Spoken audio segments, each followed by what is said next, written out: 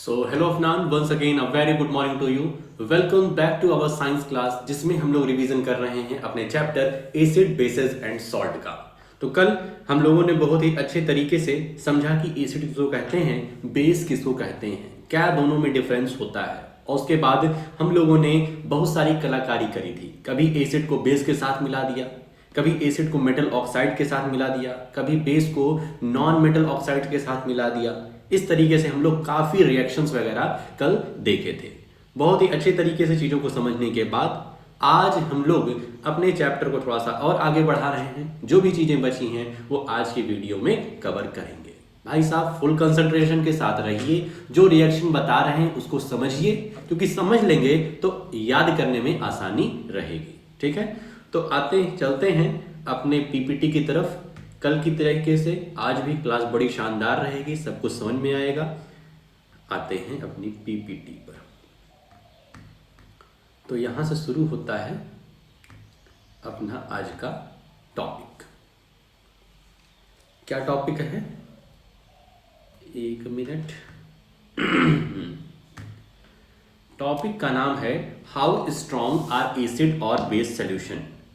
कल हम देखे थे कि एसिड अपनी प्रेजेंस तभी शो कर पाता है, अपने अस्तित्व को तभी दुनिया को दिखा पाता है जब वो किसी एक्वस सॉल्यूशन मींस वाटर में डाला जाता है तब। वरना वो अपना H+ आयन या हाइड्रोनियम आयन H3O+ वो रिलीज ही नहीं करेगा, वो एग्जिस्टेंस में आएगा ही नहीं। तो हमारे किसी भी इंडिकेटर में, चाहे वो लिटमस पेपर हो, चाहे वो फिनोल्फथैलिन हो, या फिर मेथाइल ऑरेंज हो, या फिर टर्मरिक हो, ठीक है, किसी में भी वो अपनी प्रेजेंस को नहीं दिखा पाएगा जब तक कि वो वाटर के साथ नहीं मिलाया जाएगा। कल हम लोग ये देखे थे। आज हम लोग देखेंगे कि एसिड और बेस कितने स्ट्रांग होते हैं। ठीक है, हम कैसे जानेंगे कि कौन सा एसिड, ए एसिड दिया गया है, बी एसिड दिया गया है, इन दोनों में से स्ट्रांग कौन से हैं। दो बेस दिए गए, बेस ए बेस बी, दोनों में कौन सा स्ट्रांग है बेस है और कौन सा वीक बेस है। चलते हैं। तो पहला लाइन लिखी हुई है पीएच स्टैंड फॉर पोटेंज मींस पावर। पीएच स्टैंड करता है पोटेंज से। पीएच कहते हैं ना, पीएच पेपर से हम लोग क्या करते हैं, हम पहचानते हैं कि कोई चीज कितनी पावरफुल है। ठीक है, पीएच पेपर से। तो pH paper stands for potence, power. Power किसकी पावर? जो हमारा एसिड है या फिर बेस है। मेजर्स, ये पीएच क्या मेजर करता है? Measure H+ aqueous ion concentration in a solution. ये मेजर करता है, जो पीएच पेपर है वो मेजर करता है कि H+ जो आयन है वो उसका कंसंट्रेशन सॉल्यूशन में कितना है। पीएच रेंजेस फ्रॉम 0 to 14, 0 से लेकर के 14 तक पीएच की रेंज होती है। तो सिंपल है, क्वेश्चन बन सकता है कि पीएच की रेंज कितनी होती है। 14, 15, 16, 13 ऐसे करके तुमको क्या कहते हैं ऑप्शन दे देगा। तो 14, 0 to 14। पीएच यदि तुम्हारा 7 से कम है, ध्यान रखना, पीएच यदि तुम्हारा 7 से कम है, मतलब यहां पर ये 7 बीच में, तो पीएच तुम्हारा यहां से यहां तक के बीच में लाई कर रहा है। पीएच 0 to 7 लाई कर रहा है, इसका मतलब बात किसकी हो रही है? एसिडिक। यदि तुम्हारा पीएच 7 है तो इसका मतलब तुम्हारा सॉल्यूशन जो है वो न्यूट्रल है, उसमें एसिड और बेस की प्रॉपर्टी जो है वो नहीं है, वो न्यूट्रल है। और पीएच की वैल्यू यदि 7 से ज्यादा हो जाती है, पीएच की वैल्यू 7 से ज्यादा हो जाती है, तब हम कहते हैं कि ये हमारा बेस सॉल्यूशन है, बेसिक नेचर शो कर रहा है। ठीक है, तो ये तीनों बातें क्लियर हुई कि पीएच की वैल्यू अगर 7 से कम है, पीएच की वैल्यू 7 से कम, तो ये एसिडिक होगा।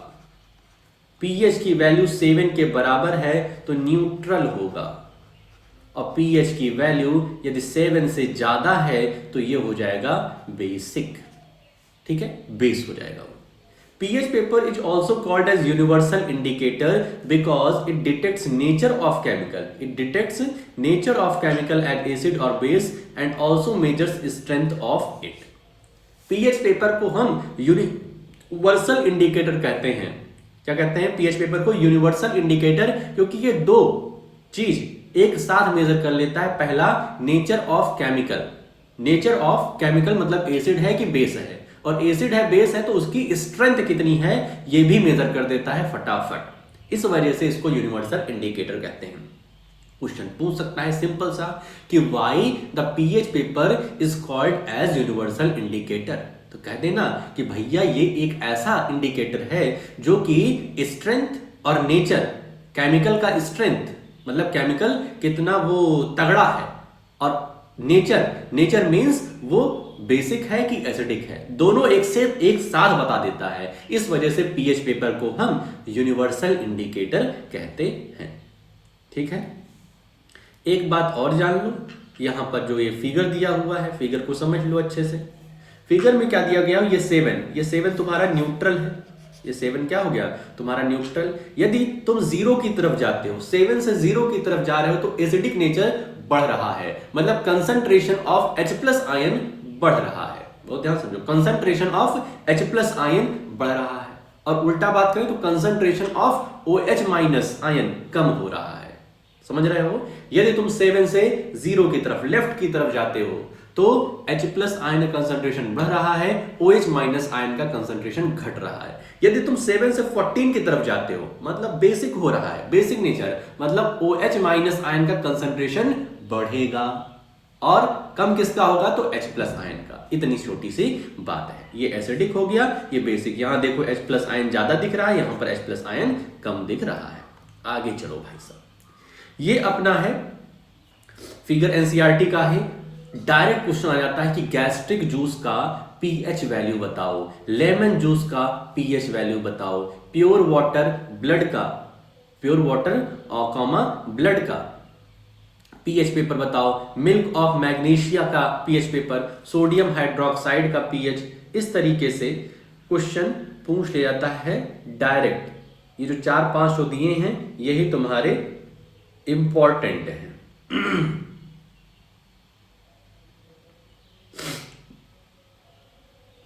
ठीक भाई, कोई दिक्कत तो नहीं है।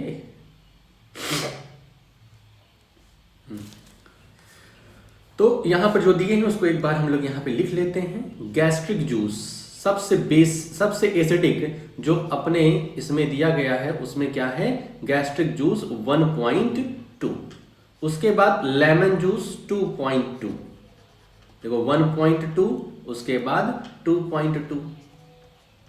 ठीक है, 7 से कम रहेगा इसका मतलब एसिडिक है। उसके बाद वाटर का,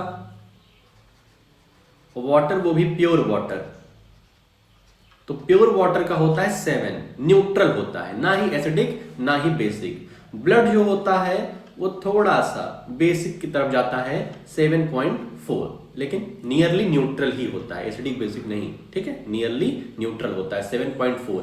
अगर 7.4 ऑप्शन देता है तो इसको टिक करना, वरना 7 दिया रहेगा तो उसको टिक कर सकते हो तुम, लेकिन 8 की तरफ मत जाना, आगे नहीं, 7 रख देना उसको।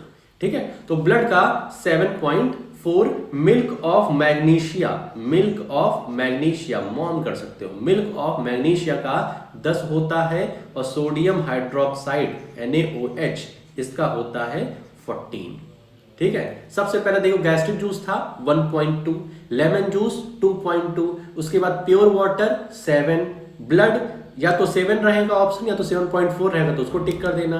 फिर हो गया मिल्क ऑफ मैग्नीशिया मॉम मतलब 10, मॉम मतलब 10 नंबर। उसके बाद तुम्हारा सोडियम हाइड्रोक्साइड NaOH वो तुम्हारा है 14।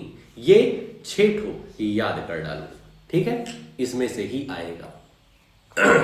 चल भाई, इंपॉर्टेंस ऑफ पीएच, इसको थोड़ा सा रीड कर लेना, तुम्हारे पैराग्राफ वगैरह एनसीईआरटी में दिया गया है, 1 पेज का है, उसको पढ़ लेना। इसमें तुम्हारा बताया कि जो अपने पेट में एसिड होता है उसका पीएच वैल्यू क्या होता है, पीएच अगर उसका बढ़ जाता है तो हमें क्या दिक्कत होती है, उससे कैसे निजात पाते हैं। ठीक है, यदि टूथ में टूथ डिके जो होता है तो उसमें पीएच हमारा एसिडिक हो जाता है कि बेसिक हो जाता है, तो ये चीज उसमें दिया गया है, तो उसको थोड़ा सा पढ़ लेना।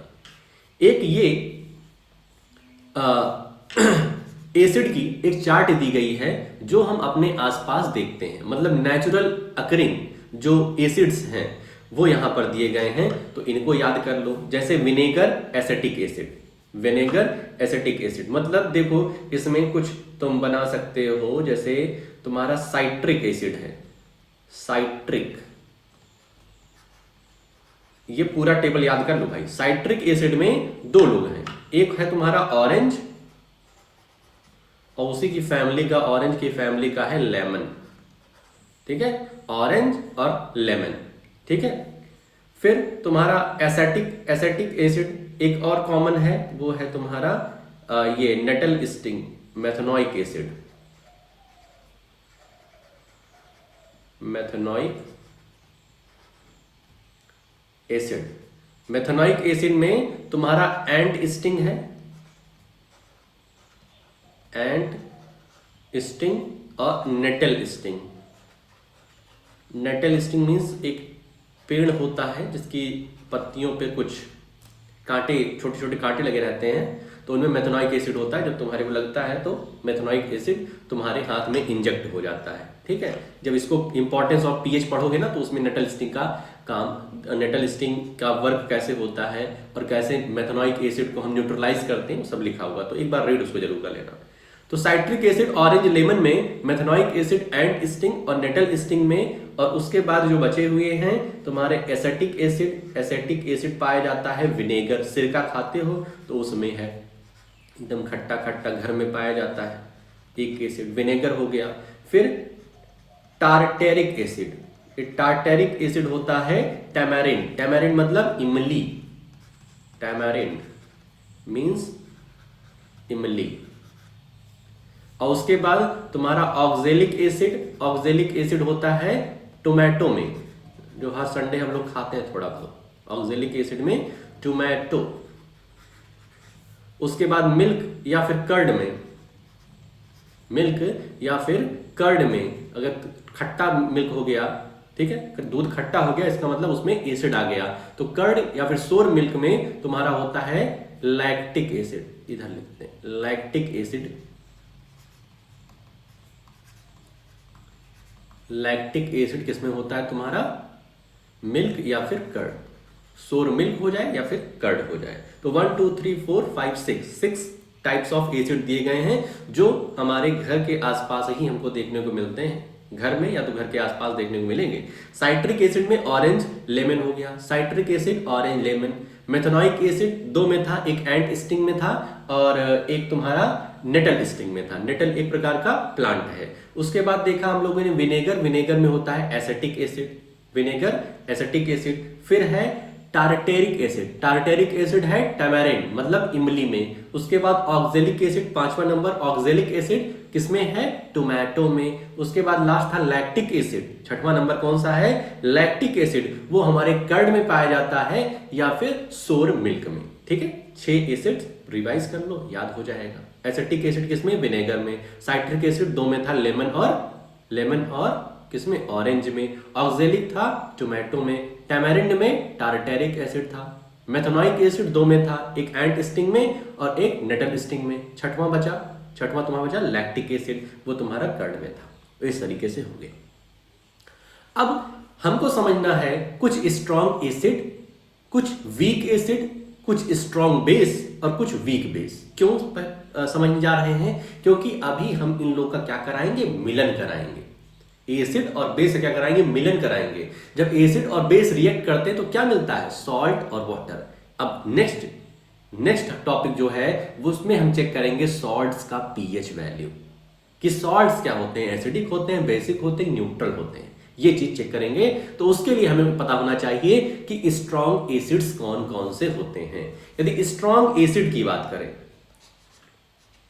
स्ट्रॉन्ग एसिड की बात करें तो हमारे पास है H2SO4 मींस सल्फ्यूरिक एसिड। दूसरा हो जाएगा हाइड्रोक्लोरिक एसिड। तीसरा हो जाएगा HNO3। ये अपने स्ट्रॉन्ग एसिड है, ठीक है, मतलब बहुत खतरनाक है। Strong acid H2SO4, HCl, HNO3। इनके अलावा जो भी एसिड तुम्हारे एग्जाम में आएंगे वो सब तुम्हारे क्या है, वीक एसिड, ठीक है। स्ट्रॉन्ग एसिड याद कर लो, इनको छोड़ करके जो भी एसिड आएंगे उनको हम वीक एसिड बोल देंगे, क्या की दिक्कत है। अच्छा, स्ट्रॉन्ग एसिड कहां पर होंगे, तो 0 to 7 के ज्यादातर वो 0 की तरफ होंगे, 7 की तरफ नहीं होंगे, ज्यादातर वो 0 के पास भागना चाहेंगे, तभी तो स्ट्रांग होगा। जितना उधर रहेंगे, जितना लेफ्ट साइड रहेंगे, उतना ही स्ट्रांग रहेंगे। तो strong acid clear, H2SO4, HNO3 means nitric acid और HCl, तीन तुम्हारे स्ट्रांग एसिड है। इसी तरीके से स्ट्रांग बेस याद कर लो, ठीक है। हम वीक एसिड और वीक बेस नहीं याद कराएंगे भाई, और तुमसे भी कहेंगे मत याद करो, तुम बस स्ट्रांग को याद कर लो, ठीक है, because you are strong boy. Strong को याद करो, वीक तो अपने आप याद हो जाएगा, जो बचेगा वो वीक है। तो स्ट्रांग बेस में NaOH, KOH, CaOH, ठीक है, MgOH whole twice, BaOH whole twice, ये 5 याद कर लो। ये तुम्हारे स्ट्रांग बेस हैं, स्ट्रांग बेस हैं, ठीक है। कौन कौन सा? सबसे पहला सोडियम हाइड्रोक्साइड, सबसे, ठीक है, सबसे ज्यादा होता है, ठीक है, सबसे ज्यादा जो स्ट्रांग होता है वो तुम्हारा NaOH होता है, सोडियम हाइड्रोक्साइड। नियरली 14 देखे थे ना अभी। अरे भाई साहब ये देखो, सोडियम हाइड्रोक्साइड pH वैल्यू क्या है? 14 है, मतलब सबसे ज्यादा स्ट्रांग बेस है, सबसे पीछे है, ठीक है। तो स्ट्रांग बेस में sodium hydroxide NaOH, KOH, CaOH whole twice मतलब कैल्शियम हाइड्रोक्साइड, फिर magnesium hydroxide, barium hydroxide, sodium hydroxide, potassium hydroxide, magnesium hydroxide, calcium hydroxide, barium hydroxide. याद होगा, सबसे पहला सोडियम, दूसरा पोटेशियम हाइड्रोक्साइड, जो जोड़ सोडियम, पोटेशियम, मैग्नीशियम, कैल्शियम और बेरियम, 5 है, ठीक है। तो ये मेटल्स याद कर लो, उसके साथ OH लगा दो, हो गया खत्म, काम खत्म, ठीक है। सोडियम, मैग्नीशियम, कैल्शियम, एल्यूमिनियम नहीं, सोडियम, मैग्नीशियम, कैल्शियम, उसके बाद पोटेशियम और बेरियम, 5, ठीक है। समझ गए? स्ट्रॉन्ग एसिड और स्ट्रॉन्ग बेस याद हो गया। स्ट्रॉन्ग एसिड 3 ही है, H2SO4, HCl, HNO3, और इधर 5 हैं। इनको छोड़ करके जो भी चीज है वो वीक एसिड और वीक बेस है। देखो, स्ट्रॉन्ग एसिड का मतलब होता है मोर कंसंट्रेशन ऑफ H+ आयंस। कह दो सर जी ये तो बहुत छोटी बात है। स्ट्रॉन्ग एसिड मतलब H+ आयन बहुत ज्यादा वो रिलीज करेंगे, उनके पास बहुत ज्यादा H+ होगा, और स्ट्रॉन्ग बेस उनके पास बहुत ज्यादा OH- आयन होगा। क्या ही दिक्कत है सर जी? वीक एसिड जो तुम्हारे CH3COOH, acetic acid, citric acid, lactic acid, H2CO3 जिसको कार्बोनिक एसिड कहते हैं। H2CO3 क्या कहते हैं? कार्बोनिक एसिड, इसको याद रखना, H2CO3 को कार्बोनिक एसिड कहते हैं। इनके पास less concentration of H+ ions होता है। क्लियर? वीक बेस देखें तो NH4OH, ammonium hydroxide, ZnOH2, zinc hydroxide, copper hydroxide और फेरिक हाइड्रोक्साइड। तो इन सब, ये सब वीक बेस हैं। क्या तो सर याद करना पड़ेगा? बिल्कुल नहीं, तुम स्ट्रॉन्ग याद करो, sodium, magnesium, calcium, barium, potassium, 5। उनके अलावा जो भी हैं सब के सब क्या है? वीक। और वीक के पास less concentration of OH- ions होगा। ठीक है भाई साहब, इसको दिमाग में रखना, तभी सॉल्ट तुम पहचान पाओगे कि सॉल्ट एसिडिक है, बेसिक है या फिर न्यूट्रल है। आगे चलो, पीएच ऑफ सॉल्ट्स, सॉल्ट्स का पीएच। तो हम लोग जाने हैं अभी तक भैया कि एसिड और बेस जब रिएक्ट होता है तो हमें मिलता है एक सॉल्ट और एक वाटर, जानते हैं ना।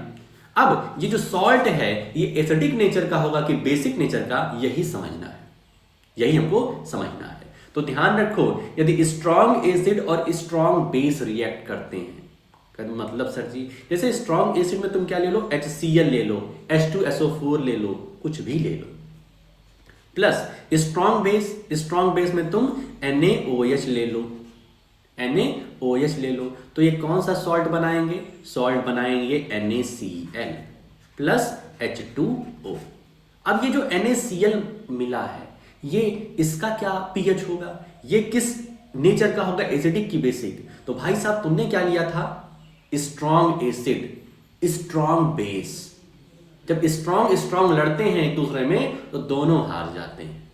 ठीक है, तो ये NaCl जो सॉल्ट मिलेगा, ये मिलेगा न्यूट्रल, ना एसिडिक होगा ना बेसिक होगा। याद हुआ ना, स्ट्रॉन्ग एसिड HCl था, स्ट्रॉन्ग बेस में हम लोग NaCl ले लिए, NaOH लिए, कुछ और भी ले सकते हैं, तुम्हारी मर्जी। कैल्शियम हाइड्रोक्साइड ले लो, पोटेशियम हाइड्रोक्साइड ले लो, तुम्हारी मर्जी। जो भी सॉल्ट बनेगा, ठीक है, मान लो सॉल्ट बनाना तुमको नहीं आ रहा, डायरेक्ट नेचर लिख दो। जो भी सॉल्ट बनेगा वो तुम्हारा न्यूट्रल होगा, क्योंकि strong acid strong base use किया था। ये तुम weak acid weak base use करोगे तब भी तुम्हारा न्यूट्रल सॉल्ट ही बनेगा, ठीक है। अगर तुम वीक एसिड लिए हो, मान लो तुम ले लिए CH3COOH, CH3COOH, और स्ट्रॉन्ग बेस में NaOH ले लिए, ठीक है। अब यहां जो भी सॉल्ट बनेगा इन दोनों में स्ट्रॉन्ग कौन सा है? तो बोलोगे कि सर जी बेस स्ट्रॉन्ग है, तो इसका नेचर बेसिक हो जाएगा। सॉल्ट जो भी मिलेगा हमको वो बेसिक नेचर का मिलेगा। समझ में आया? कुछ आया नहीं आया? तो इस तरीके से हो गया। यदि स्ट्रॉन्ग एसिड हमने स्ट्रॉन्ग लिया है, HCl ले लिया, और वीक बेस क्या ले लें सर जी? तो फेरिक हाइड्रोक्साइड ले लो भाई, बस स्ट्रॉन्ग मत लो। तो ये बन गया। अब तुम्हारा यहां पे जो भी सॉल्ट बनेगा, AXYZ कोई भी सॉल्ट बनेगा, वो तुम्हारा देखोगे कि इन दोनों में स्ट्रॉन्ग कौन सा है, तो कहोगे सर जी एसिड तो स्ट्रॉन्ग वाला है, तो जो हमारा सॉल्ट बनेगा वो एसिडिक सॉल्ट बनेगा। बोलो समझ में आया? सिंपल सी बात है। इस स्ट्रॉन्ग एसिड स्ट्रॉन्ग बेस हम लोग याद कर लिए हैं। स्ट्रॉन्ग एसिड 3 ही थे, पहला था H2SO4, दूसरा था HCl, तीसरा था HNO3। HNO3 मींस HNO3 कौन सा acid? Nitric acid. HNO3 means nitric acid. उसके बाद 5 स्ट्रॉन्ग बेस थे, पहला NaOH, KOH, और फिर magnesium hydroxide MgOH, calcium hydroxide CaOH, और उसके बाद तुम्हारा था barium hydroxide BaOH hold wise, ठीक है। इनके अलावा ये स्ट्रॉन्ग एसिड स्ट्रॉन्ग बेस लड़े तो जो सॉल्ट मिलेगा वो न्यूट्रल होगा। स्ट्रॉन्ग एसिड वीक बेस, तो हमारा जो सॉल्ट बनेगा वो एसिडिक नेचर का होगा। एसिड जो है वो वीक हो गया और बेस स्ट्रॉन्ग हो गया, एसिड वीक हो गया, तो जो हमारा सॉल्ट बनेगा वो बेसिक नेचर का बनेगा। H2O तो सब में बनेगा। बस इतनी सी बात है। तो pH तुम बता लोगे कि नहीं बता लोगे? कोई सॉल्ट तुमको दे देगा तो बताना पड़ेगा कि इसका pH क्या होगा। तो तुम सोचना कि जो एसिडिक क्वालिटी इसमें है, जैसे NaCl कह दिया, तो तुम देखो ये Na कहां से आया है? तो Na आया है तुम्हारा NaOH से आया है, और Cl कहां से आया है? Cl तुम्हारा HCl से आया है। तो तुम देखोगे NaOH strong base, HCl strong acid, तो NaCl का क्या नेचर होगा? न्यूट्रल होगा। इसी तरीके से कोई भी सॉल्ट तुमको दे देगा तो तुरंत तुम बता लोगी, ठीक है। कल बहुत सारे क्वेश्चन करवाएंगे, संडे है कल, बहुत सारे इसके क्वेश्चन कराएंगे तो और अच्छे से क्लियर होगा, ठीक है। अभी तक इतना क्लियर हो गया होगा, इसमें कोई दिक्कत नहीं, इतने आराम से पढ़ाएंगे तुमको। अब इसके बाद आगे चलते हैं। कॉमन सॉल्ट मतलब जो अपने घर में हम लोग यूज करते हैं NaCl। अब समझ में आ रहा है जो हम लोग NaCl यूज करते हैं वो NaCl ही क्यों यूज करते हैं और कोई सॉल्ट क्यों यूज नहीं करते? क्योंकि भैया ये होता है न्यूट्रल। ये ना तो हमारे अंदर एसिडिटी पैदा करता है और ना ही हमारे को बेसिक बनाता है। ये न्यूट्रल रहता है, ठीक है, और हमारा काम बन जाता है, स्वाद भी बन जाता है। The common salt thus obtained is an important raw material for various materials of daily use such as sodium hydroxide, baking soda, washing soda, bleaching powder and many more। कह रहे हैं जो कॉमन सॉल्ट ऑब्टेन हुआ ना strong acid और strong base लगा करके, NaOH और HCl लगा करके जो हमें एक सॉल्ट मिला ना, ये रॉ मटेरियल है बहुत सारे मटेरियल जो हम अपने डेली यूज में लेते हैं, जैसे sodium hydroxide, baking soda, washing soda, bleaching powder, plaster of Paris, ये सब के सब कहां से बन के आते हैं? यही जो हमारा कॉमन सॉल्ट है NaCl है, ठीक है। तो हम इनको 1 बाय 1 देखेंगे। तुम्हारा काम रहेगा इनका जो कॉमन नेम है, ठीक है, लास्ट में क्या करना, सब पढ़ने के बाद क्या करना, इनका कॉमन नेम इस तरीके से लिखना। कॉमन नेम मतलब जैसे बेकिंग सोडा हो गया, बेकिंग सोडा क्या हो गया? Common name. एक एक कॉलम बनाना साइंटिफिक नेम, और इधर लिखना हाउ इट ऑब्टेन्स, कैसे ये ऑब्टेन हुआ, कैसे ये बेकिंग सोडा कहां से हमको मिला। ठीक है, लाइन बाय लाइन चलेंगे। सोडियम हाइड्रोक्साइड से जुड़ा हुआ बेकिंग सोडा है, बेकिंग सोडा से जुड़ा हुआ वॉशिंग सोडा है, उसके बाद ब्लीचिंग पाउडर है, मतलब सब एक दूसरे से जुड़े हुए हैं। ठीक है, अभी देखना समझना। तो इस तरीके से कॉलम बनाने, जैसे याद करने में तुमको आसानी होगी रिवाइज करने में। सबसे पहले आता है सोडियम हाइड्रोक्साइड, जिसका कॉमन नेम है कॉस्टिक सोडा, जिसका कॉमन नेम क्या है, कॉस्टिक सोडा। ठीक है, समझ में आ गया। जो सोडियम हाइड्रोक्साइड है हमारा, मतलब जो हमारा एक बेस है NaOH, जो अपना एक बेस है, जिसका कॉमन नेम है कॉस्टिक सोडा, वो किस तरीके से फॉर्म होता है, इस प्रोसेस को क्या कहते हैं समझ लो। NaOH सोडियम हाइड्रोक्साइड या फिर कॉस्टिक सोडा को ऑब्टेन करने का जो प्रोसेस होता है उसको कहते हैं क्लोर एल्कली प्रोसेस। बहुत ही इंपॉर्टेंट चीज है ये, डायरेक्ट पूछ जाता है व्हाट इज क्लोर एल्कली प्रोसेस। तो समझ में आ गया। क्लोर एल्कली प्रोसेस में हम सोडियम हाइड्रोक्साइड ऑब्टेन करते हैं। कैसे ऑब्टेन करेंगे, तो लिखा है when electricity is passed through an aqueous solution of NaCl brine. NaCl aqueous, मतलब NaCl पानी में घुला हुआ है, तो इसको हम लोग ब्राइन भी कहते हैं, BRINE, ब्राइन। ठीक है, तो sodium chloride aqueous solution of NaCl या ब्राइन में जब हम इलेक्ट्रिसिटी को पास कराते हैं, इलेक्ट्रिसिटी क्या करेगी, डिकम्पोज करेगी। इलेक्ट्रोलिसिस प्रोसेस याद है, H2O को हम लोगों ने तोड़ा था H2 और O में। ठीक है, तो उसी तरीके से जब हम ब्राइन में इलेक्ट्रिसिटी पास कराते हैं, it decomposes to form sodium hydroxide. Chlor alkali process क्या है, तो we pass electric current in an aqueous solution of sodium chloride या फिर सॉल्यूशन ऑफ ब्राइन। इसमें हम इलेक्ट्रिसिटी पास करा रहे हैं, तो ये डिकम्पोज होकर के हमें सोडियम हाइड्रोक्साइड मिल जा रहा है। बस इसी को क्लोर एल्कली प्रोसेस कहते हैं। इसी प्रोसेस से हम लोग सोडियम हाइड्रोक्साइड को ऑब्टेन करते हैं, पहला है। ठीक है, सोडियम हाइड्रोक्साइड को ऑब्टेन करते हैं। ये फिगर देख लो, इस तरीके से सेटअप बनाया गया है, यहां पर देख रहे हो, ये तुम्हारा एनोड है ये तुम्हारा एनोड है, और ये तुम्हारा कैथोड है। एनोड पॉजिटिव होता है, कैथोड निगेटिव होता है।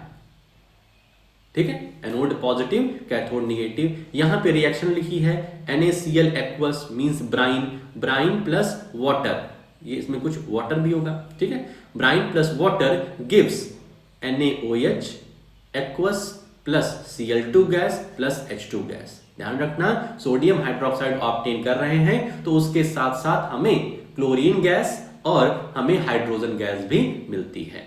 ठीक है, क्या क्या हुआ, NaCl लिया था हमने और वाटर लिया, NaCl प्लस वाटर, इसमें करंट दौड़ाया तो हमें मिला NaOH सोडियम हाइड्रोक्साइड। याद करो रिएक्शन, सोडियम हाइड्रोक्साइड मिला, डिकम्पोज होकर के सोडियम हाइड्रोक्साइड मिला, क्लोरीन गैस भी मिली और हाइड्रोजन गैस भी मिला। तुम कहोगे सर जी, जिस तरीके से वहां पर था इलेक्ट्रोलिसिस प्रोसेस में, पॉजिटिव एनोड में ऑक्सीजन गैस मिल रही थी और निगेटिव कैथोड में हमें हाइड्रोजन गैस मिल रही थी, तो क्या इसमें भी कुछ है क्या, तो यस, इसमें भी है। इसमें क्या है, दिखेगा ही नहीं, इसमें है भैया कि जो हमारा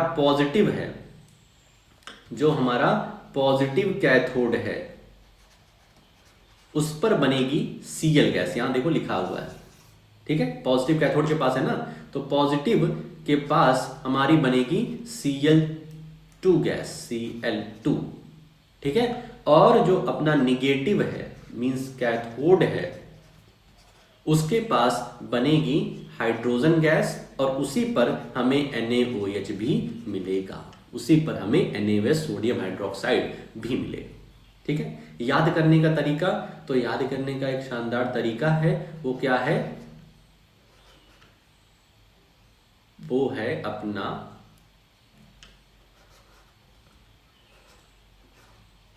पार्सल और पार्सल को कहाँ भेजना है हमें? चाइना, CHINA, पार्सल कहाँ भेजना है? चाइना। तो positive anode chlorine, positive anode chlorine, positive anode chlorine, positive हमारा एनोड होता है और एनोड पे कौन सी गैस बन रही है? Chlorine, Cl2। कैथोड, कैथोड पर कौन सी बन रही है? कैथोड पर H for hydrogen gas, H for hydrogen gas और Na sodium hydroxide, Na sodium hydroxide. ओ ये जब यहां नहीं लिखो ट्रिक ही नहीं बन पाएगी, चाइना ओ नहीं बन पाएगा। तो C means cathode, H for hydrogen, Na for NaOH sodium hydroxide. ठीक है, बात समझे? Sodium hydroxide process, sodium hydroxide को ऑब्टेन करने के प्रोसेस को क्लोर एल्कली प्रोसेस कहते हैं। इसमें हम ब्राइन सोल्यूशन या फिर NaCl एक्वस सोल्यूशन में हम इलेक्ट्रिसिटी को पास कराते हैं, तो डिकम्पोज होकर के हमें sodium hydroxide plus chlorine gas plus hydrogen gas मिलती है। Positive anode chlorine, positive anode chlorine, उसमें पॉजिटिव एनोड ऑक्सीजन था, इसमें हम लोग पार्सल बनाया है पॉजिटिव एनोड, पॉजिटिव एनोड और Cl फॉर क्लोरीन। और कैथोड पर हमारे बनेंगे हाइड्रोजन गैस, चाइना, कैथोड पर हाइड्रोजन गैस और सोडियम हाइड्रोक्साइड हमें मिलेगा। ठीक है, अब इनका क्या क्या यूज है यहां पर सब लिखा हुआ है, यहां पर लिखा हुआ है। क्या लिखा हुआ देखो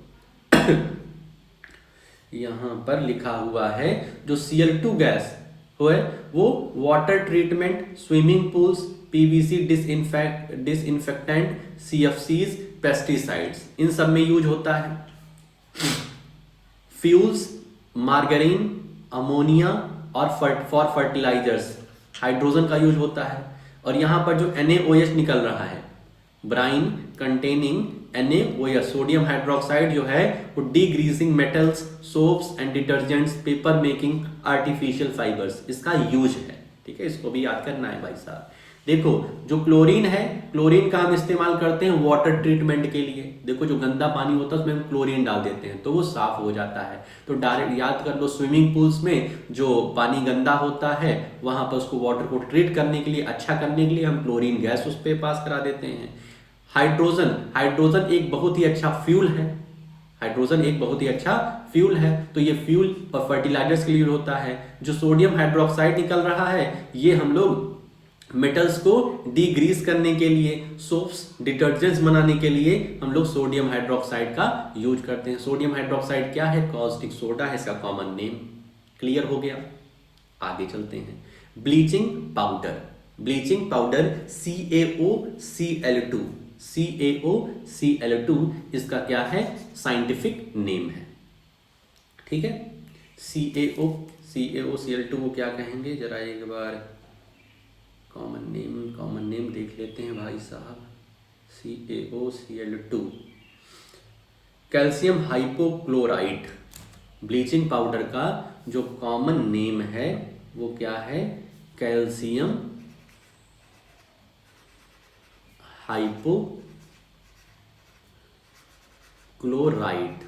ठीक है, इसको भी देख याद कर लो, कॉमन नेम जो कॉलम बनाओगे ना उसमें कैल्शियम हाइपोक्लोराइट रख दोगे। अब कैल्शियम हाइपोक्लोराइट कैसे बनेगी?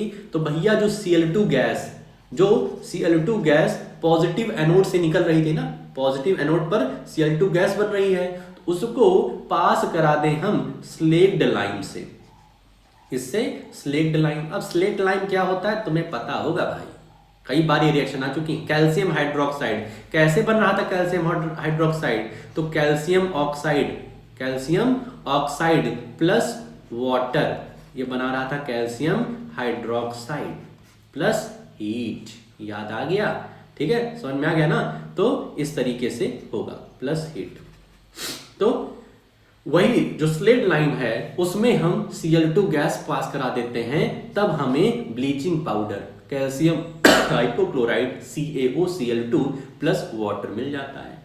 देखो पुराने वाले से रिलेटेड ही है जो हमने सोडियम हाइड्रोक्साइड बनाया है, सोडियम हाइड्रोक्साइड अभी बनाया ना, कॉस्टिक सोडा बनाया है, उसमें Cl2 गैस रिलीज हो रही थी, तो Cl2 गैस को हमने पास करा दिया कैल्शियम हाइड्रोक्साइड से, स्लेक्ड लाइम से, तो हमें मिल गया CaOCl2 मींस ब्लीचिंग पाउडर मिल गया। दोनों को रिलेट करते हुए चलो, ठीक है। सोडियम हाइड्रोक्साइड हमने बनाया, कैसे बना, NaCl ब्राइन सोल्यूशन था, उसमें इलेक्ट्रिसिटी पास कराया तो हमें NaOH मिला, Cl2 मिला, Cl2 मिला, H2 मिला।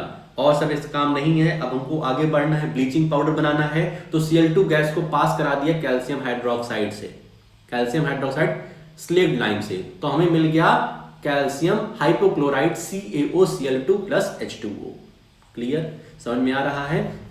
ब्लीचिंग पाउडर यूज करते हैं हम लोग कॉटन और लाइनेन के जो क्लॉथ होते हैं उनको ब्लीच करने के लिए। वुड पल्प इन पेपर फैक्ट्रीज में वुड पल्प इससे बनता है। ब्लीचिंग वॉश्ड क्लॉथ्स, ये एक ऑक्सीडाइजिंग एजेंट है। Make drinking water free from germs, ठीक है। जर्म से वाटर को साफ तो कर दिए थे हम लोग क्लोरीन से, लेकिन जर्म्स फ्री करना है तो हम ब्लीचिंग पाउडर डाल देते हैं, ठीक है भाई। साफ तो हम कर दिए थे, क्लोरीन हम स्विमिंग पूल में डाल दें तो साफ हो जाएगा, लेकिन जर्म्स फ्री करना है तो ब्लीचिंग पाउडर डाल दो। CaOCl2 कैसे फॉर्म हुआ, Cl2 गैस पास कराए, वो पॉजिटिव एनोड से निकल रही थी Cl2, पार्सल चाइना मीन समझ रहे हैं, पॉजिटिव एनोड क्लोरीन, और चाइना मीन्स कैथोड पर H हाइड्रोजन और NaOH सोडियम हाइड्रोक्साइड फॉर्म हो रहा है। तो Cl2 गैस जो निकल रही थी उसको हम लोगों ने स्लेक्ड लाइम से पास करा दिया तो हमें कैल्शियम हाइपोक्लोराइड ब्लीचिंग पाउडर मिल गया। इससे क्या क्या यूज, तो ऑक्सीडाइजिंग एजेंट होता है, कपड़ों को ब्लीच करते हैं, ठीक है, और जर्म्स फ्री हम वाटर को बनाते हैं। आगे चलते हैं, बेकिंग सोडा। अब baking soda means sodium hydrogen carbonate, इसका क्या है, साइंटिफिक नेम है, और फॉर्मूला इसका ये केमिकल फॉर्मूला NaHCO3। ये कैसे बन रहा है, तो NaCl सोडियम क्लोराइड से तो तुम्हारा सोडियम हाइड्रोक्साइड बना था, तो NaCl ले लिए प्लस H2O, NaCl में वाटर मिलाए plus carbon dioxide plus NH3 ammonia NH3, ये इन सब चीजों को मिक्स किए तो हमें क्या मिला, अमोनियम क्लोराइड और सोडियम हाइड्रोजन कार्बोनेट। थोड़ा सा रिएक्शन बड़ी हो गई, कोई दिक्कत नहीं, याद करते हैं। NaCl से ही तो सब बना था, NaCl से तुम्हारा सोडियम हाइड्रोक्साइड बना था, फिर सोडियम हाइड्रोक्साइड से जो क्लोरीन गैस निकल रही थी, याद आ रहा है, उसी से हम लोगों ने ब्लीचिंग पाउडर बनाया जिसको हम लोग कैल्शियम हाइपोक्लोराइड कहते हैं, ठीक है, कैल्शियम हाइपोक्लोराइड कहते हैं। उसके बाद बेकिंग सोडा आया, तो बेकिंग सोडा तो सबसे अलग हो गया, हम वापस से बेसिक पे जाएंगे, NaCl को लेके आएंगे, ब्राइन नहीं, सिर्फ NaCl, ठीक है। NaCl को ले आए plus water plus carbon dioxide plus ammonia gas, ठीक है, इतना चीज NaCl, कार्बन डाइऑक्साइड, वाटर और अमोनिया, इतने को मिलाए तब हमें अमोनियम क्लोराइड मिल गया, NH4Cl मिल गया, और NaHCO3 सोडियम हाइड्रोजन कार्बोनेट, हमारा यही सोडियम हाइड्रोजन कार्बोनेट जो है यही हमारा बेकिंग सोडा है। ये कहां यूज होता है, तो for making tasty crispy pakora. जो पकौड़े रहते हैं, जो समोसे रहते हैं, वो देखो एकदम क्रिस्पी रहते हैं, क्यों, उसमें बेकिंग सोडा ऐड किया जाता है, ठीक है। फॉर फास्टर कुकिंग, यदि कुकिंग जल्दी करनी है हमें, तुम्हें जल्दी करनी है, कहीं देर हो रही है, तो उसमें कुछ बेकिंग सोडा डाल दो तो जल्दी वो कुक हो जाएगा। न्यूट्रलाइजेस एसिडिटी, बेकिंग सोडा क्या होता है, नेचर में क्या होता है, ये बेसिक होता है, तो हम किसी एसिड में डाल देते हैं तो उसको न्यूट्रलाइज कर देता है। सोडा एसिड फायर एक्सटिंग्विशर जो होते हैं उसमें भी बेकिंग सोडा का इस्तेमाल किया जाता है, ठीक है, याद हुआ तुम्हारा baking soda, sodium hydrogen carbonate, तुम्हारा क्या हुआ था, NaCl लिया, H2O लिया, CO2 लिया, और क्या लिया था, और लिया था अमोनिया, तो तुम्हें मिला अमोनियम क्लोराइड, एक तरफ मिल गया, NH4Cl मिला, तुम्हारे काम का नहीं है। उसके बाद मिला तुम्हें sodium hydrogen carbonate, baking soda ही तुम्हारे काम था, चीजों को क्रिस्पी बनाने के लिए, ठीक है, कुरकुरी बनाने के लिए यूज करते हैं, ठीक है। ये एक फास्टर कुकिंग, हमें जल्दी खाना बनाना है तो उसके लिए फायर एक्सटिंग्विशर में यूज होता है, ठीक है, और एसिडिटी को रिलीज करता है, न्यूट्रलाइज करता है, एसिडिटी को न्यूट्रलाइज, ठीक है। इसी से जुड़ा बेकिंग पाउडर है, बेकिंग सोडा से ही जुड़ा बेकिंग पाउडर है। बेकिंग पाउडर क्या होता है, जो भी बेकिंग सोडा है उसमें टारटैरिक एसिड, बेकिंग सोडा हमारा सोडियम हाइड्रोजन कार्बोनेट है, उसी में क्या डाल दो, टार्टेरिक एसिड। कहां में पाया जा रहा था टार्टेरिक एसिड? टैमारिंड, इमली में पाया जा रहा था। ठीक है, तो टार्टेरिक एसिड उसमें लगा देंगे तो हमें मिल जाएगा क्या? Baking powder. बेकिंग पाउडर, ये देखो NaHCO3 sodium hydrogen carbonate, H plus from any acid. अब फ्रॉम एनी एसिड लिखा तो है यहाँ, लेकिन टार्टेरिक एसिड यूज करें क्योंकि थोड़ा सा वो खा पी सकते हैं हम लोग।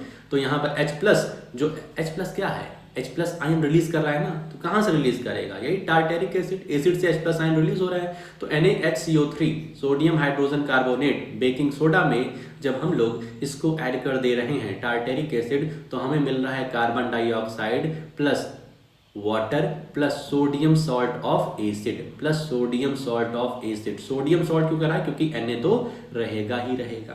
ठीक है, अब इससे क्या होगा सर जी? इससे क्या होगा? ब्रेड और cake to rise making them soft और स्पॉन्जी। जो तुम्हारा ब्रेड होता है और केक होता है, वो देखो थोड़ा सा क्या होता है, फूल जाता है और स्पॉन्जी रहता है। तो वो क्यों हो रहा है? क्योंकि उसमें हमने बेकिंग पाउडर ऐड किया है। Baking powder means baking soda, sodium hydrogen carbonate. Sodium hydrogen carbonate में हम लोगों ने क्या डाल दिया? टार्टेरिक एसिड डाल दिया। तो टार्टेरिक एसिड का जो H प्लस था, इससे जुड़ करके कार्बन डाइऑक्साइड गैस बनाया। तो कार्बन डाइऑक्साइड गैस क्या करती है? ऑब्जेक्ट को फुला देती है। ऑब्जेक्ट को फुला दी तो वो एकदम स्पॉन्जी स्पॉन्जी हमें लगता है। समझ में आ गया बेकिंग पाउडर कहां से आया? Baking soda plus H plus from any acid, तो उसमें हम लोग टार्टेरिक एसिड लिया है। चला जाए भाई आगे। Washing soda, washing soda, washing soda कहां से आया? Sodium carbonate, sodium carbonate. इधर सोडियम हाइड्रोजन कार्बोनेट था, हाइड्रोजन हटा दिया हमने। ठीक है, बेकिंग सोडा का जो सोडियम हाइड्रोजन NaHCO3 था, NaHCO3 था ना भाई, रिलेट करना है हमको तो कहानी तो बनानी पड़ेगी। NaHCO3 बेकिंग सोडा के बाद वॉशिंग सोडा आता है, तो इसमें हम लोगों ने H को हटा दिया तो ये हो गया Na2CO3। ठीक है, सोडियम कार्बोनेट प्लस 10 वाटर के मॉलिक्यूल डाल दिए। समझो भाई साहब, सोडियम हाइड्रोजन कार्बोनेट था तुम्हारा बेकिंग सोडा, उसको बुलाए यहां पर कि तुमको भाई अब वॉशिंग सोडा बनाना है। तो क्या करेगा? सबसे पहले H को निकालो, हाइड्रोजन को बाहर भगाओ, सोडियम कार्बोनेट को रखो, उसके साथ 10 वाटर के मॉलिक्यूल निकाल बना दो। तो जो तुम्हें मिला वही वॉशिंग सोडा का क्या है? केमिकल फॉर्मूला है। नाम क्या होगा सर जी? तो इसका नाम भैया है सोडियम कार्बोनेट।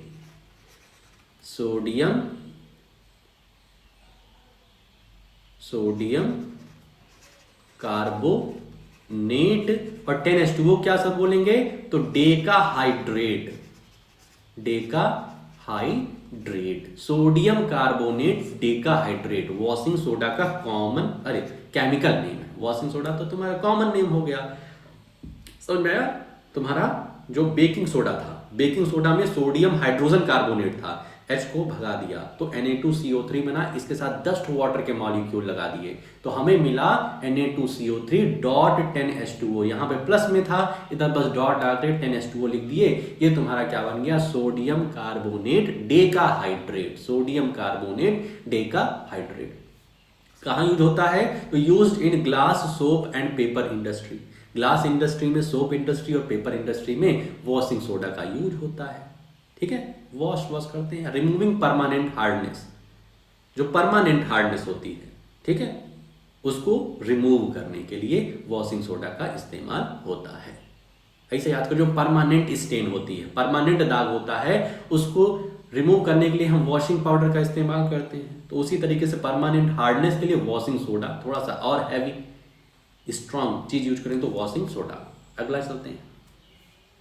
अब आता है वाटर ऑफ क्रिस्टलाइजेशन। बहुत ही सिंपल सा टॉपिक है। वाटर ऑफ क्रिस्टलाइजेशन मतलब वाटर जो है वो क्रिस्टल फॉर्म में हो जा रहा है। वाटर जो है क्रिस्टल फॉर्म में हो जा रहा है। डेफिनेशन पूछ लिया जाता है कि वाटर ऑफ क्रिस्टलाइजेशन से आप क्या समझते हैं, तो लिख देना fixed number of water molecules present in one formula unit of salt. Fixed number of water molecules, fixed number of water molecules present in one formula unit of salt, one formula unit of salt. जैसे इस वाले में पूछा जाएगा कि तुम्हारे water of crystallisation कितने हैं, तो 5। Number, fixed number of water molecules present in one formula, ये क्या है, ये एक कॉपर सल्फेट है, वो सॉल्ट है। कितना कॉपर सल्फेट है, कितने मॉलिक्यूल है, 1, एक ही सॉल्ट तो बना है कॉपर सल्फेट। तो fixed number of water molecule present in one formula unit of salt, ठीक है। Fixed number of water molecules, water molecules कितने हैं, one formula unit of salt में, एक सॉल्ट में वो जो सॉल्ट बन रहा है उस पर कितने जुड़े हुए तुम्हारे क्रिस्टल्स हैं, वाटर से कितने मॉलिक्यूल्स हैं, तो बता दोगे।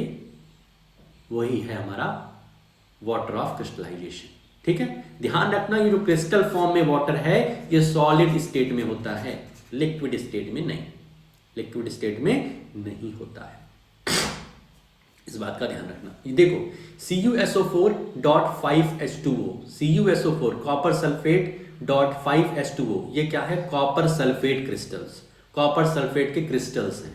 अरे भैया कॉपर सल्फेट CuSO4 हो गया ना, .5H2O कर दो, वाटर के 5 मॉलिक्यूल कर दो, ये कॉपर सल्फेट क्रिस्टल हो गया।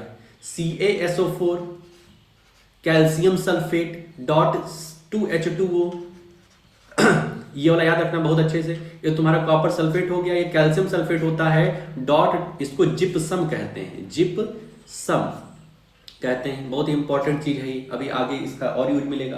तो कैल्शियम सल्फेट .2H2O जिप्सम होता है, फेरस सल्फेट FeSO4.7H2O, एक सॉल्ट पर इसमें 7 वाटर के मॉलिक्यूल है, तो इसका वाटर ऑफ क्रिस्टलाइजेशन 7 हो जाएगा, तो फेरस सल्फेट क्रिस्टल।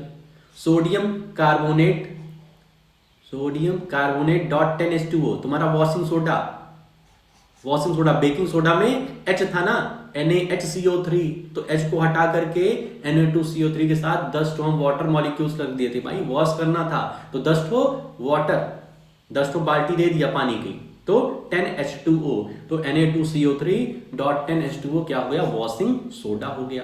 तो ये सब क्या है, वाटर ऑफ क्रिस्टलाइजेशन, वाटर के क्रिस्टल्स।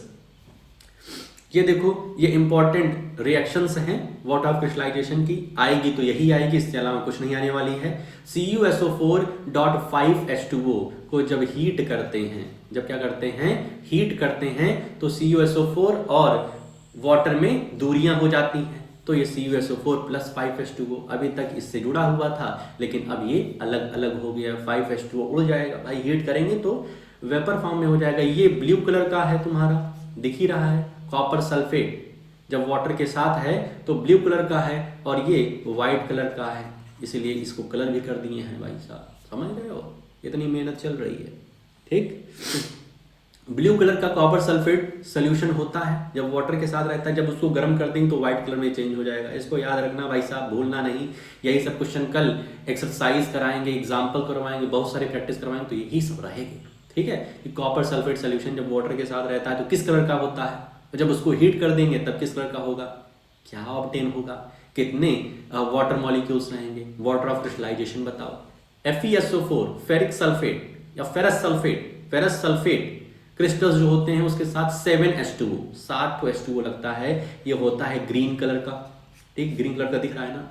जब इसको हीट करते हैं, जब इसको हीट कर रहे हैं तो हमें मिल रहा है FeSO4 फेरस सल्फेट 7H2O उड़ गया, 7H2O + 7H2O रहेगा, वो उड़ गया, उसको नहीं लिखें, ठीक है। फिर इसको हीट करेंगे, ये व्हाइट कलर का, ठीक है, फिर हीट करेंगे तो ये हमें फेरिक ऑक्साइड मिल रहा है, इसको याद किए थे तुम, फेरिक ऑक्साइड Fe2O3 मतलब फेरिक ऑक्साइड, ये ब्राउन कलर की होती है, फेरिक ऑक्साइड जो है तुम्हारा ब्राउन कलर का होता है। तो वाटर ऑफ क्रिस्टलाइजेशन में ये 2 ठो है, पहला वाला CuSO4.5H2O वाला है, वो जब हीट करोगे तो CuSO4 + 5H2O, CuSO4 जब पानी के साथ रहेगा, डॉट में रहेगा मतलब साथ में है, तो ब्लू कलर का, और जब हीट कर देंगे तो व्हाइट कलर का हो जाएगा। तुम्हारा फेरस सल्फेट FeSO4.7H2O है, वाटर क्रिस्टलाइजेशन कितने हैं 7। किस कलर का है ग्रीन कलर का है। जैसे गर्म करेंगे, गर्म करने पर ये व्हाइट कलर में चेंज हो जाएगा FeSO4 प्लस 7H2O। 7H2O उड़ गया, प्लस है मतलब अब अलग अलग हो गए हैं वो, ठीक है। उसके बाद उसको और हम हीट करेंगे तो फेरिक ऑक्साइड बन जाएगा Fe2O3। Fe2O3 बन जाएगा, वो किस कलर का होगा तो ब्राउन कलर का होगा। चल भाई आगे, plaster of Paris. Plaster of Paris हमने यहां कहा था तुमको जिप्सम याद कर लेना, जिप्सम बहुत ही इंपॉर्टेंट है। Calcium sulphate .2H2O। तो जब जिप्सम को मतलब calcium CaSO4 calcium sulphate .2H2O, ठीक है, इसको हम 373 केल्विन, जिसको हम लोग 100 डिग्री सेल्सियस भी बोल सकते हैं, जब इसको 373 केल्विन या फिर 100 डिग्री सेल्सियस पर हीट करते हैं तो हमें ऑब्टेन होता है 3/2H2O plus calcium sulphate CaSO4 .12H2O। H2O का आधा मॉलिक्यूल, ठीक है। तो ये जो है कैल्शियम सल्फेट प्लस आधा मॉलिक्यूल वाटर का, इसी को प्लास्टर ऑफ पेरिस कहते हैं। इसी को हम लोग POP कहते हैं, प्लास्टर ऑफ पेरिस कहते हैं। देख है सब के सब एक दूसरे से जुड़े हुए हैं, जितना पढ़े सब एक दूसरे से जुड़े हुए हैं, कोई अलग नहीं गया है। सबको तुम्हें सीरीज में कर दिया। प्लास्टर ऑफ पेरिस कहां से आया, जिप्सम से आया। जिप्सम कहां से आया, वाटर ऑफ क्रिस्टलाइजेशन से आया। वाटर ऑफ क्रिस्टलाइजेशन कहां आया, उसके पहले सब एक दूसरे से लिंक है। तो प्लास्टर ऑफ पेरिस कहां से आया, जिप्सम लिया हमने। जिप्सम का क्या था तुम्हारा केमिकल फॉर्मूला CaSO4 .2H2O, याद हुआ।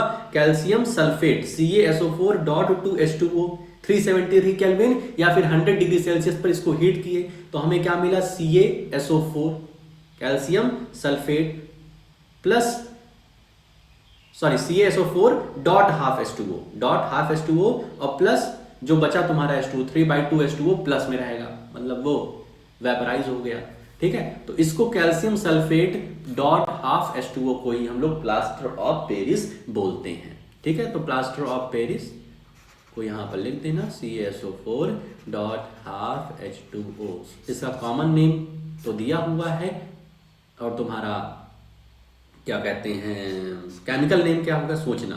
ये तो कैल्शियम सल्फेट हो जाएगा और हाफ H2O को हम क्या लिखेंगे, 10H2O को डेकाहाइड्रेट लिख दिए थे तो हाफ H2O को क्या लिखेंगे।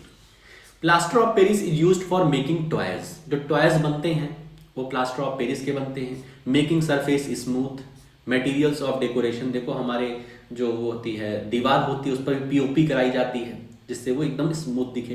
डेकोरेशन के लिए बहुत जगह यूज होता है प्लास्टर ऑफ पेरिस का, ठीक है। जब हाथ वाथ टूट जाता है तो प्लास्टर ऑफ पेरिस, प्लास्टर लगता है ना, कहते हैं प्लास्टर चढ़वाएं, तो प्लास्टर POP का ही रहता है।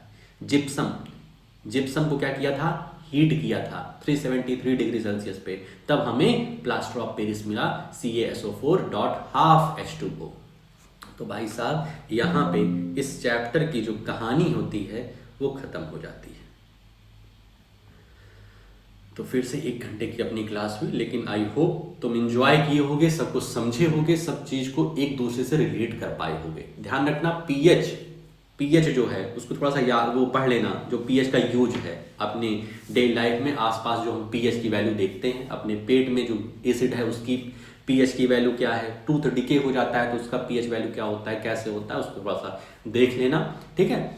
तो इन सबको अच्छे से रिवाइज कर लेना, लिख लेना, रिएक्शंस को एक दूसरे से ज्वाइन करो, जो तुम्हें ट्रिक्स वगैरह बता रहे हैं उसको याद रखो, तो सब कुछ हो जाएगा, ठीक है। तो ये सब कर लेना। इस बीच में जो भी इन टेक्स्ट आ रहे हैं, एक्सरसाइज की बात नहीं कर रहे हैं, इन टेक्स्ट की बात कर रहे हैं, तो वो भी अपनी कॉपी में अच्छे तरीके से करके टाइमली भेज देना। तो आज के लिए हम लोग अपने इस वीडियो में इतना ही रखते हैं, मिलते हैं नेक्स्ट वीडियो में। ओके।